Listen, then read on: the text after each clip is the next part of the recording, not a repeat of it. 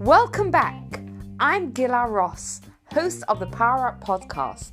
I'm so excited to share this episode with you, where together with the Wednesday night discussion group, we have a look at how we fail and the pathway that separates the mediocre from those who go on to achieve their potential. Tonight's topic is going to be talking about failure, mediocrity, and fulfilling your potential. And what we're going to look at today is, I guess, the path to failure and the difference between mediocrity and becoming who we need to become. We're going to start looking at it from a very, very interesting story. And if you went to a Jewish school as a kid, you probably heard the story. And if you heard it as a child, you probably didn't think much of it, because that's, I think, tends to be there, especially like if you go to primary school as a child, you hear the stories. And then as you grow up, you just think about the stories and you don't really think about, hold on a second, that's a really weird story. So if you haven't heard the story, great, okay? Because when you're going to hear this story from me, you're going to have an adult mind and you're going to be able to look at it and ask the questions. But if you have heard the stories, then I want you to pretend that you're hearing the story for the very first time. So this story takes place when the Jews come out of Egypt. So let's put ourselves in the mind of the Jews. They were in Egypt in slavery, and then they witnessed the most incredible 10 plagues. Crazy things happen. They get out of Egypt. They go through the splitting of the sea, right? The sea actually splits and they walk through it. And then what happens is a few short weeks later, they come to Mount Sinai and they actually witness God's revelation. Now, if I were to ask you, imagine that was you standing at Sinai, right? And witnessing God's revelation. Do you think it would have a little bit of an impact on your life? So anyone would think, you know what, if you're going to stand at Sinai and see God, you're going to be pretty changed. But what happens next is that Moses goes up to receive the tablets. He says he's going to be back on 40 days later. The Jews count 40 days, and lo and behold, he does not come back. And at that point, they think he must have died. So what do? They go and they create this golden calf, and they worship it, right? So here you have the Jews that came out of Egypt, saw the 10 plagues, saw the sea split, witnessed God reveal himself to them, and then a few weeks later, they're standing around an idol and worshiping. Now, and worshiping an idol. So the question that I want to ask you is, how did the Jews go from witnessing God, from literally seeing God, to worshiping idols in such a short period of time? How is it possible to go from so high to so low in such a short period of time? I mean, we all mess up, but I don't think any of us can imagine that sort of flip-flop from being, witnessing God to worshiping idols. So anyone has anything to weigh in on how you think it's possible to fall so fast? Yeah. Anna, go. Yeah. So I remember hearing about this once. I can't remember who from. And I remember hearing that actually it was kind of with good intention that they did it. That I think, I can't remember, was it they panicked that they couldn't directly communicate with God, and they felt that because they didn't have Moshe as an intermediary, they needed another intermediary. So they built the calf to kind of somehow connect with God, even though it wasn't the right thing to do. They kind of did it out of panic that otherwise they wouldn't be able to communicate with God. Okay, that's a very, very nice answer. It was, even according to that answer, it was still a mistake, right? Yeah. You'd think that if someone was able to witness God, they'd understand that a fundamental part of Judaism is that we have a direct relationship with God. But they didn't know that then. yet, I suppose. Obviously Yeah. not.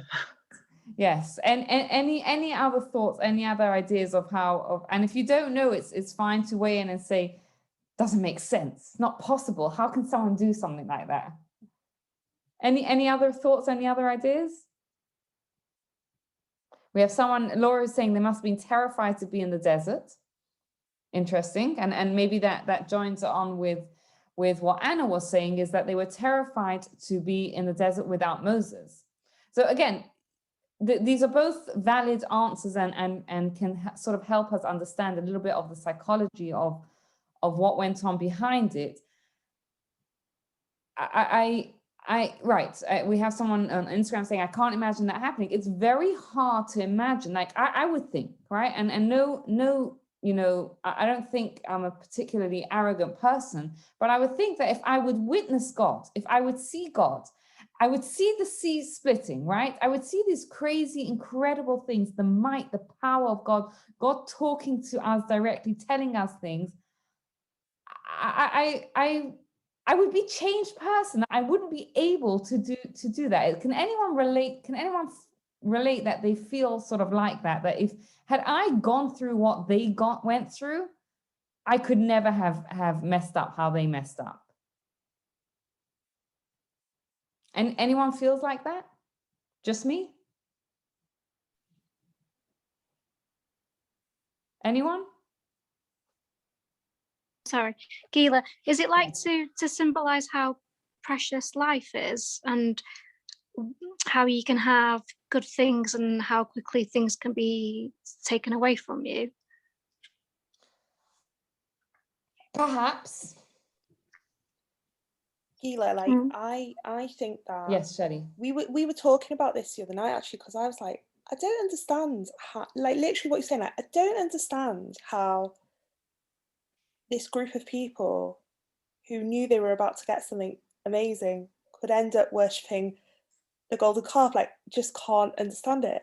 So I was talking about it the other night, and one of the things that we were saying was like, well, they had such trust that Moshe was going to come back on that exact moment, that when he didn't, it was just like, well, then that faith was kind of broken. And it might have been their mistake, maybe like getting the day that he was supposed to come back wrong, but like they were at such a level and they had this revelation, so they knew like this ultimate truth, and so they expected something to happen, and when it didn't, it kind of must have shaken them up so much that maybe there was then just such a doubt in what they thought they had known and believed. Right, and so thank you, Shelley, for that. And Doris is saying also the same thing, very similar, that they lost faith, right? They lost faith a little bit. So it's actually very, very fascinating, because Rabbi Dessler, who is a phenomenal writer on Jewish thought, actually explains that from this story, we learn how the Satan works. Now, I'm going to use the word Satan because I don't know what the correct English translation is, because it's there isn't a translation for the word. So what do I mean when I say the Satan is that there is an angel, right, that God has given power, and that the job of the angel is there to challenge us. Right? Now, if you think about it, what's the point of an angel that's there to challenge us? It's there because the challenges bring out the best in us, right?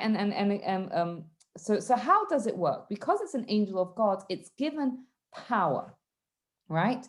And the power, it's given, but it's given limited power, which means that the Satan is given a bit of power to challenge us, but it's not given enough power to overwhelm us, right? And this is true for all of us in our lives. And when the Satan is given a little bit of power, it gives us a challenge.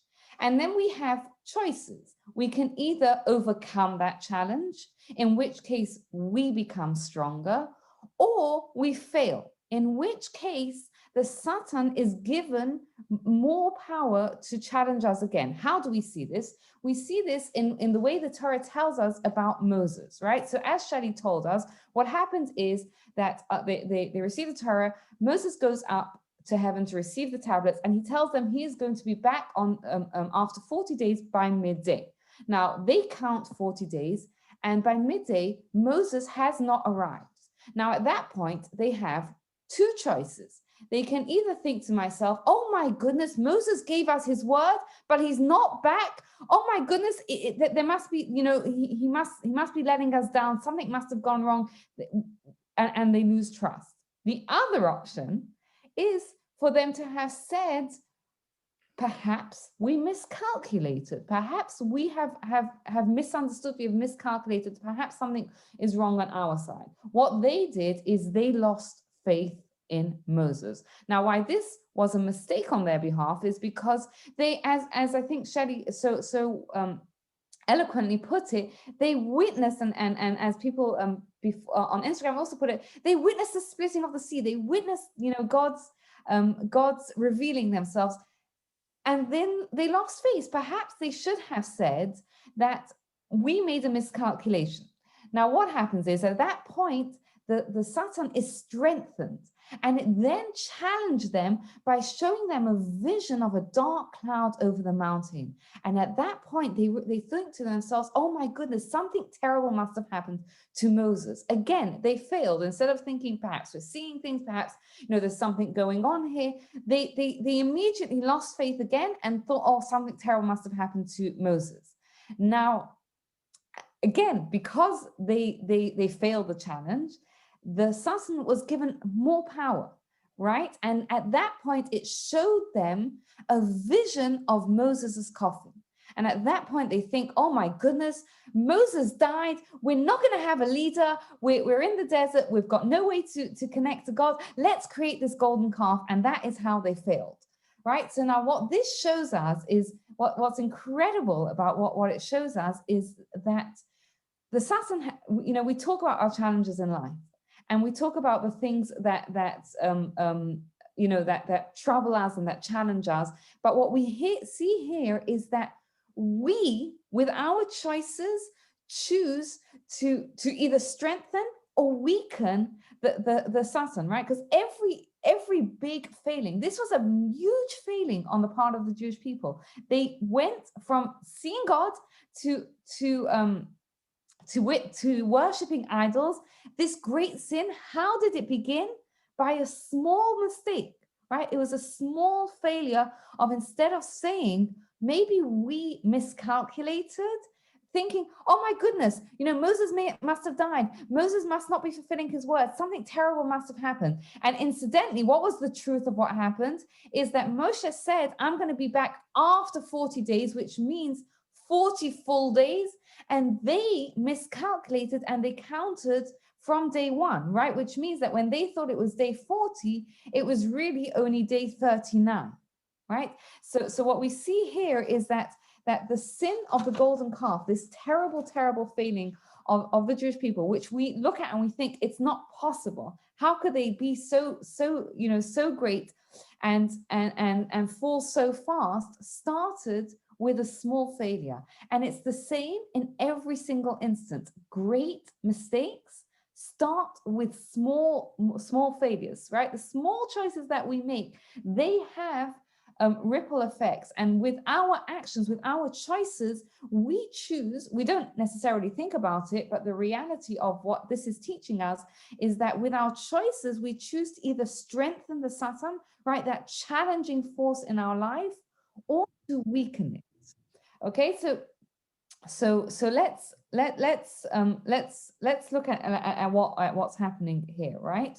Is that if we step back a minute, right? We're told that at the splitting of the sea, right? It was an incredibly intense spiritual experience for the Jewish people, and we're told that even the word that the Torah uses is the maidservant, right? Which means that someone who is just a simple person, right? A regular simple person. They had a prophetic vision that was more intense, more prophetic, more profound than visions that prophets had later on in later generations, right?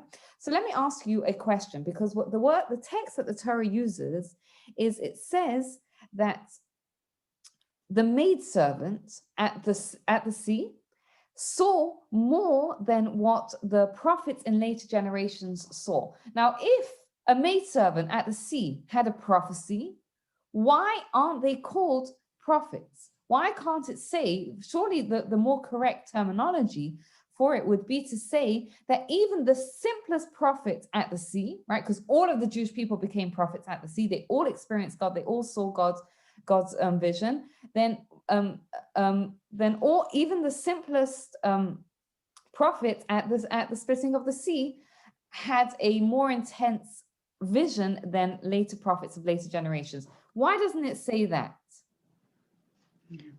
I've got a guess.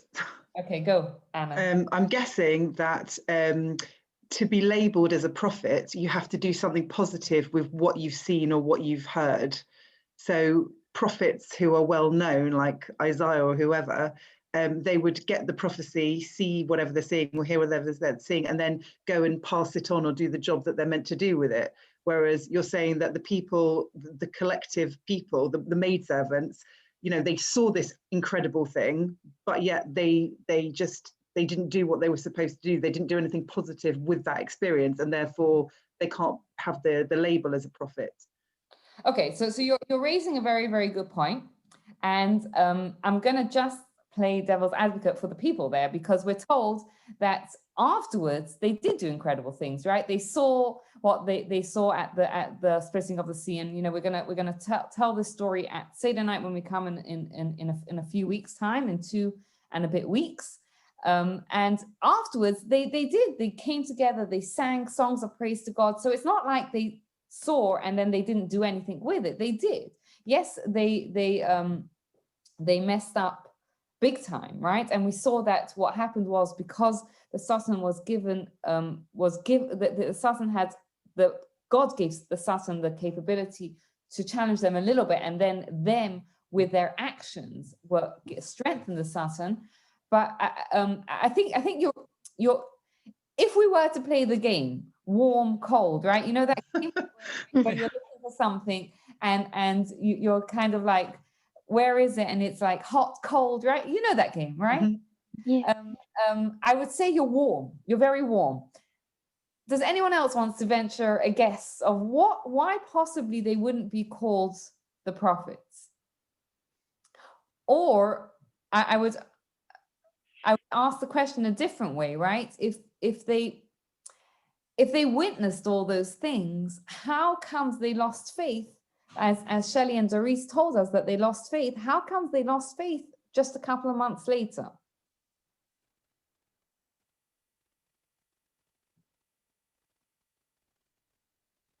You're all stumped. I told you it was one of the most difficult to understand stories in the Torah.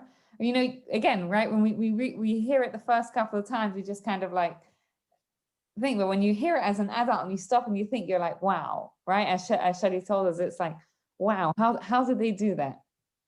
Anyone wants to venture a guess, or I'm gonna share with you something that is incredible, because I said at the beginning, I said that I'd imagine, I'm speaking for myself here, right? But I'd imagine that if I saw God, right? If God came to me tonight and said, I want you to do X, Y, Z with your life, right? I want you to make Shabbat the most amazing experience for your family. Or I want you to, I don't know, anything, right?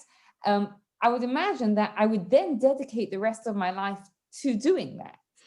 We see that the Jews experienced God, they saw God, and yet they lost faith a short time afterwards. So this is an incredible thing, and it's a little bit of what Anna was saying, but it's even more powerful than what Anna was saying, is because we think, if I had a revelation, if I had an experience, it would be different, right? And I think we all sometimes think that way. And if you know, we've all had experiences in our life. We've all had not necessarily revelations where God has come to us, but we've all had, I think, whether it's a spiritual experience or an amazing, I don't know, if you think about, let's say, an incredible Shabbaton that you've been on an incredible talk that you've heard, or an incredible story that someone shared with you. We've all had experiences which has touched us deeply, right? Now, obviously, we're magnifying it for those the Jews that were at the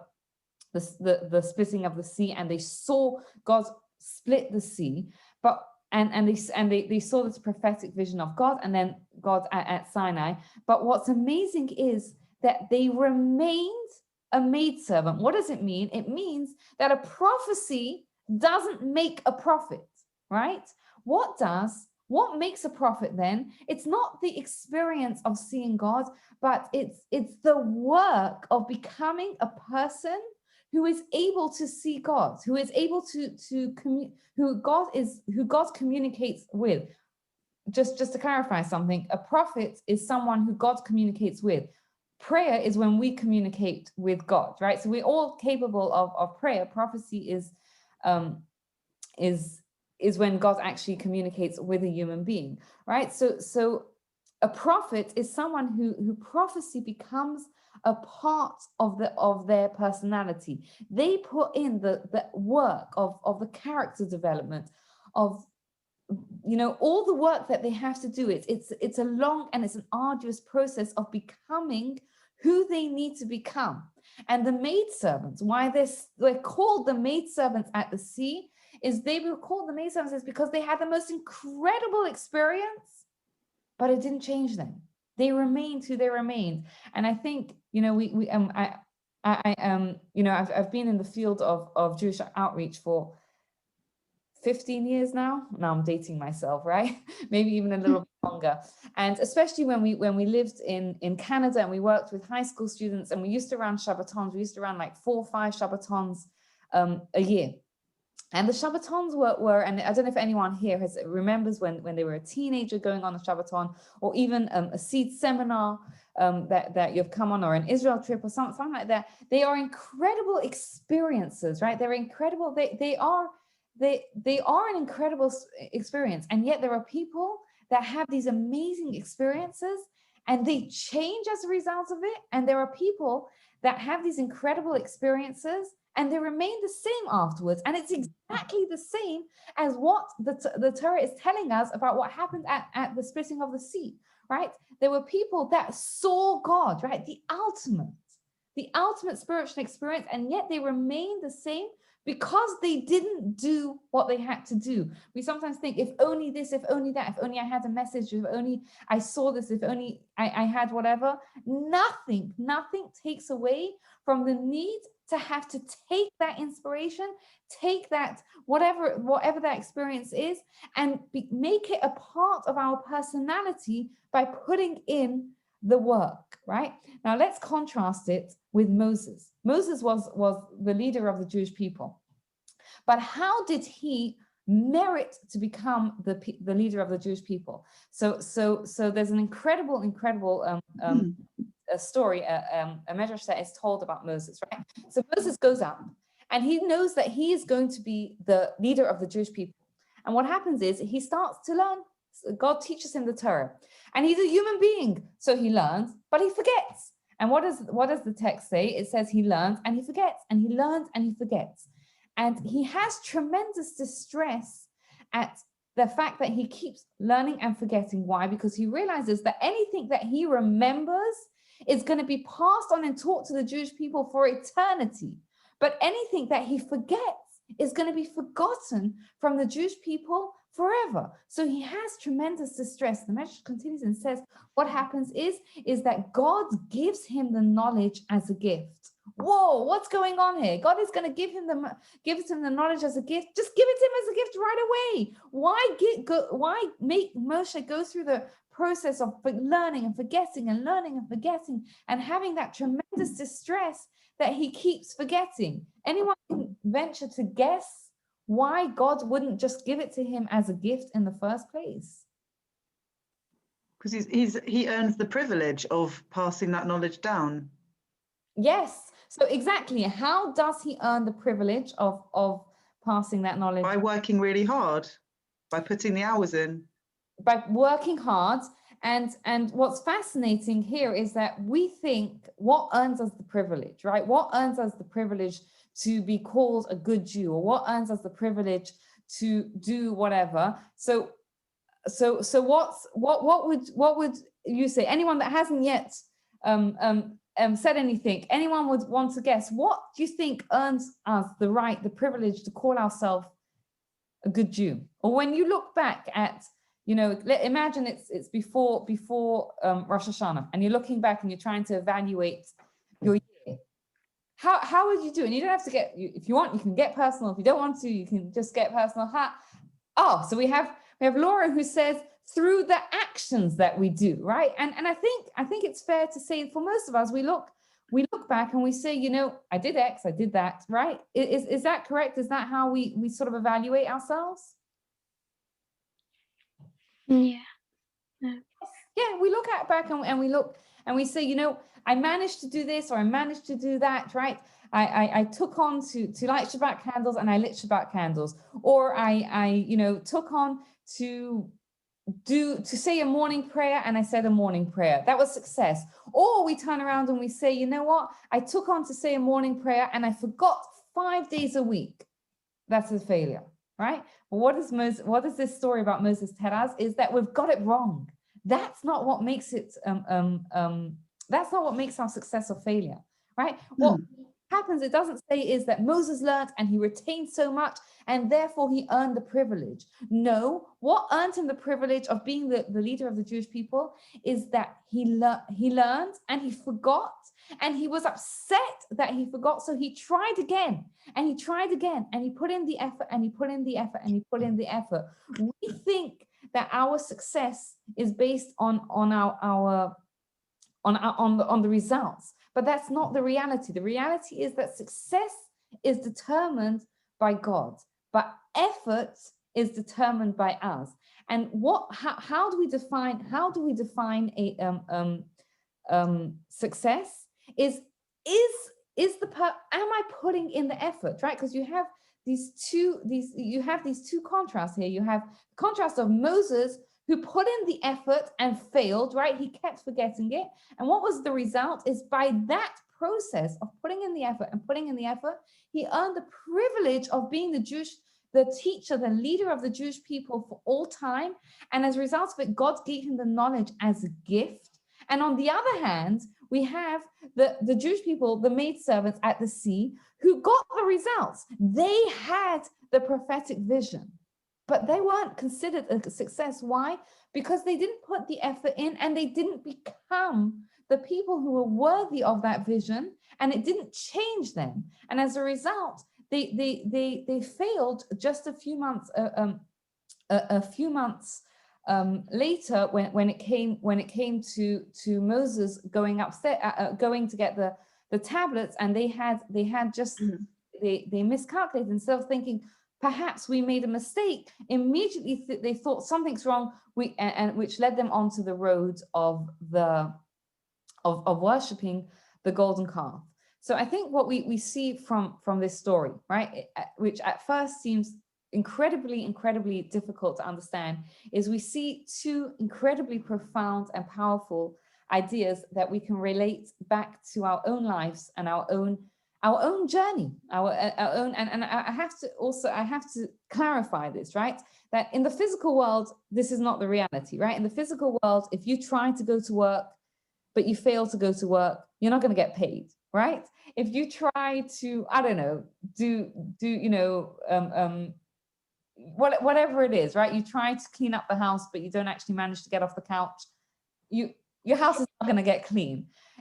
But it's true in the spiritual world. And I think it's very, very important for us to know that two things. Number one, that yes, we are life is beset by challenges, but we have to understand the challenges are there to bring out the best in us. And we, by our choices, give that challenge either more or less power, right? When we choose well, we take away the power from it. It has limited power. But when we give it a little bit of power, it has an additional power to come and challenge us more. And also what I think very, very important for us to understand is we have to really shift that paradigm, right? We think to ourselves, you know, whatever, I managed to do this, I didn't manage to do that. That was success, that was failure. No. Did you put in the effort? And I think if you think back at this past year, we've gone through a whole year of COVID, which means that we've now, I was thinking this after Purim, we've now completed an entire cycle of the Jewish holidays and almost probably a whole year of Jewish Shabbats that we've had to celebrate pretty much on our own, right? And depending on what it's been like for you, it may not have been as magical as other years. And you may look back at this year and think, you know what? This wasn't so great. That wasn't so great. Like, remember last year thing, we celebrated with family. We had a big party. We went to the rabbi, whatever it was amazing, right? It may not have been amazing, but because we put in the effort, right? We put in the effort to whatever we're on. I know there are people on all different religious levels on this group, and it doesn't matter where you are, right? As long as we're continually taking that next step forward, every person is judged according to their particular level, right? There's a very powerful story that's told that there was a holy rabbi, his name was Rab Susha, and when he was very, very old, he was ill and he knew that he was going to pass away, and his students were asking, you know, he was crying. They were asking him, are you worried about going to the world to come? And he said, I am worried. He says, what are you worried about? He says, I'm not worried that they're going to ask me, Zusha, why weren't you like Moses? Because that's not my job. But I'm worried that I'm going to come to the next world and they're going to ask me, Zusha, why weren't you like Zusha? What does he mean? Why didn't you fulfill your potential, right? And so each of us is on our own path, right? And we all have to take the next step. But we can look back at this past year and think to ourselves, you know, this wasn't great, that wasn't great. Or we can look back at this past year and say, you know what? I'm hanging in there, right? And the truth is the fact that every one of you are still on a call, right? Zoom is not the easiest. You don't get the same buzz as you do from an in-person interaction. Some people like Zoom more, which is great if you do. But the fact that you're still here and you're putting in the effort, that is a success, right? That is what is required from us. And we're here now, right? And the choices that we make are the choices that we make from now on are also gonna influence the choices that we're given in the next year and in the other year. And the more that we do the work, right? And the work means putting in the effort, right? Constantly putting in the effort, taking those experiences, whether they're easy experiences, whether they're not such easy experiences, but internalizing them. So we become like Moses and not like the maidservants who had this most incredible experience, but remained the same. So that is really what our task and our here in this world is to keep on taking the experiences and the messages that God gives us and putting in the efforts, even if those efforts look like they end in failure, right? Like Moses, right? He forgot it, but he kept on trying. He kept on trying. And eventually he was given it as a gift. And that is what we have to do. So we have to keep on putting in the effort.